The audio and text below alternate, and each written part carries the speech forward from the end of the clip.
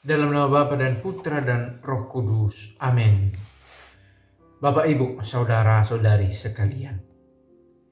Kita mengambil bacaan dari Yohanes 14 ayat 15 sampai 21. Kita dengarkan. Jikalau kamu mengasihi aku, kamu akan menuruti segala perintahku. Aku akan meminta kepada Bapa, dan Ia akan memberikan kepadamu seorang penolong yang lain, supaya Ia menyertai kamu selama-lamanya, yaitu Roh kebenaran. Dunia tidak dapat menerima Dia, sebab dunia tidak melihat Dia dan tidak mengenal Dia. Tetapi kamu mengenal Dia, sebab Ia menyertai kamu dan akan diam di dalam kamu. Aku tidak akan meninggalkan kamu sebagai yatim piatu. Aku datang kembali kepadamu. Tinggal sesaat lagi dan dunia tidak akan melihat aku lagi. Tetapi kamu melihat aku. Sebab aku hidup dan kamu pun akan hidup.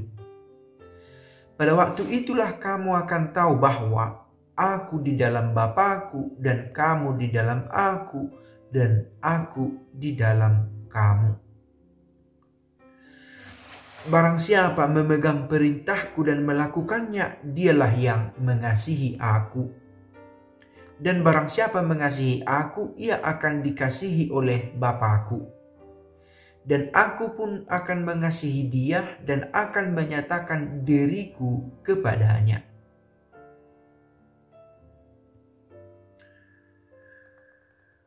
Kita disapa oleh Tuhan dengan bacaan hari ini. Aku akan meminta kepada Bapa, dan Ia akan memberikan kepadamu seorang penolong yang lain, supaya Ia menyertai kamu selama-lamanya. Ada penolong yang lain yang kita sebut sebagai Roh Kudus yang menyertai. Bahkan ketika secara fisik Yesus meninggalkan para murid dalam hari raya kenaikan, kita ingat ini, Allah tetap menyertai dengan kehadiran Roh yang menolong ini, yang menyertai ini. Nah, sebelum berbicara jauh tentang ini, saya harap Bapak Ibu semua yang mengikuti video ini mengalami kebaikan Tuhan dalam hidup sehari-hari, menemukan bahwa ada Allah yang selalu menyertai hidup dalam setiap pengalaman kita, meski barangkali pengalaman itu tidak selalu gampang untuk diterima, tidak selalu hal-hal yang menyenangkan. Tetapi kita tahu dalam setiap peristiwa apapun yang direnungkan, yang direfleksikan, kita akhirnya akan dibawa pada kenyataan bahwa pemilik hidup kita adalah Allah sendiri. Semua akan kembali kepadanya. Dan kita, karena kelemahan kita, senantiasa membutuhkan pertolongannya. Termasuk ini, kita bersyukur mengenal Allah yang memerhatikan kita dan menjamin penyertaan kepada kita untuk menolong kita. Kita ini makhluk yang membutuhkan pertolongan. Membutuhkan pertolongan karena keterbatasan, karena kelemahan. Nah, ayat awal dari bacaan ini kita teruskan beberapa pemikiran. Jika kamu mengasihi aku, kamu akan menuruti segala perintahku. Sebenarnya saya pikir kita sepakat dan kita tahu bahwa sebagai seorang Kristen, kita mengikuti perintah Tuhan.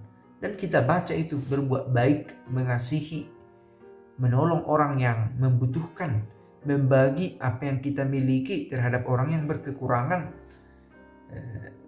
menguatkan yang lemah, memberikan semangat. Kalau ada sakit, dikunjungi, disapa. Kebaikan-kebaikan semacam ini secara teoritis kita tahu. Tetapi mengapa rasanya kadang sulit melakukan ini? Ada kemalasan. Dalam bahasa yang umum kita pakai malas. Mengapa malas? Mengapa tidak girang hati ini untuk melakukan yang baik meskipun tampaknya harus mengorbankan waktu, tenaga, materi? Mengapa? Karena kualitas kasih kita akan Allah. Jika kamu mengasihi aku, kamu akan menuruti segala perintahku. Perjuangan awalnya adalah mengasihi Allah. Titik berangkatnya. Kan kita bisa lihat dalam keluarga ya, kalau si suami mengasihi istri atau istri mengasihi si suami, saling menuruti, saling menaati satu dengan yang lain, maka tidak susah untuk melakukan pelayanan di sana. Misal kita lihat, bagaimana si suami ini, dia mau bekerja capek-capek begitu menemani istrinya mencuci, menyetrika atau mencari uang, katakanlah yang sesuatu yang lebih umum. Menurut kita dia kelelahan atau sudah berjuang mati-matian, tetapi si suami sendiri merasa tidak ada perjuangan yang harus dikeduh kesahkan atau harus digembar-gemborkan karena ada kasih kepada pasangan itu. Nah, ada juga yang capek sekali pastor ini, dia pergi mewarta ke sana kemari, misa tidak ada gajinya, pergi ke sana kemari. Kita pikir dia sudah bermati-matian untuk melakukan kebaikan itu. Jangan-jangan tidak sebermati-matian yang kita bayangkan, karena dia mengasihi pekerjaannya, mengasihi karya panggilan yang dipercayakan kepadanya, dan mengasihi Allah. Nah, kalau sudah ada kasih di awal, maka menuruti perintah Allah adalah buah dari kasih yang ada di dalam hati. Maka mengasihi Allah adalah bekal untuk banyak kebaikan, untuk semua kebaikan yang kita miliki. Nah, yang menjadi persoalan adalah bagaimana untuk tetap menghidupkan kasih ini sehingga pekerjaan baik itu tidak menjadi beban, tidak menjadi kesulitan. Nah, untuk tetap setia dalam kasih ini, kita ingat bahwa Yesus yang adalah manusia serentak ingin setia mengikuti kehendak Bapa, tetapi di saat yang sama dia adalah manusia yang gentar juga dalam peristiwa itu, dan kita tahu Bapa sekiranya boleh biar piala ini berlalu, tetapi ia mengasihi Bapaknya. Maka ia berkata, tapi bukan kehendakku, kehendakmu yang terjadi. Dan kita tahu setiap kali kita mendengarkan amanat perpisahan tentang Yesus ini, yang dari Yesus ini dia selalu menekankan kasih antara dia dengan Bapa, dan kemudian dia menegaskan antara dia dengan kita manusia. Seperti Bapa mengasihi aku, demikian kamu mengasihi aku, mengasihi kamu. Dia mengatakan ada hubungan kasih dia sebagai dalam kesatuan Allah yang satu, dan itu menjadi luapannya adalah tampak dalam kasih kepada sesama kita ini dari Allah lewat dengan perantaraan dari Kristus kepada kita sesama manusia. Dan kita tahu Allah yang mengasihi itu tidak berhenti di sana. Ada roh penolong yang lain yang menyertai kamu.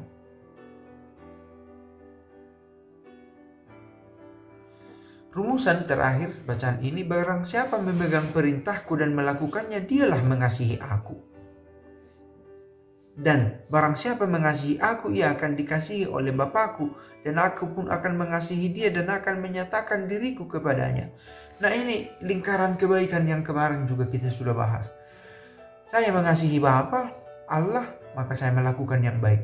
Saya melakukan yang baik, semakin nyata kasih saya kepada Bapa, dan kasih ini mendorong saya untuk melakukan kebaikan yang lain. Berputar di sana. Nah, saya pikir disinilah usaha kita untuk tetap berada dalam pusaran kebaikan yang Allah tawarkan ini. Sebagai manusia kita ini gampang berubah, gampang digoda oleh berbagai hal yang menarik bagi kita di dunia ini. Karena itu ada roh penolong. Ada roh penolong. Menolong saya, menolong Bapak Ibu dalam kehidupan sehari-hari. Mana tahu lengah. Mana tahu godaan itu terlalu menarik untuk kita alami. Ada banyak yang menggoda kita tentang kesetiaan kita setiap hari.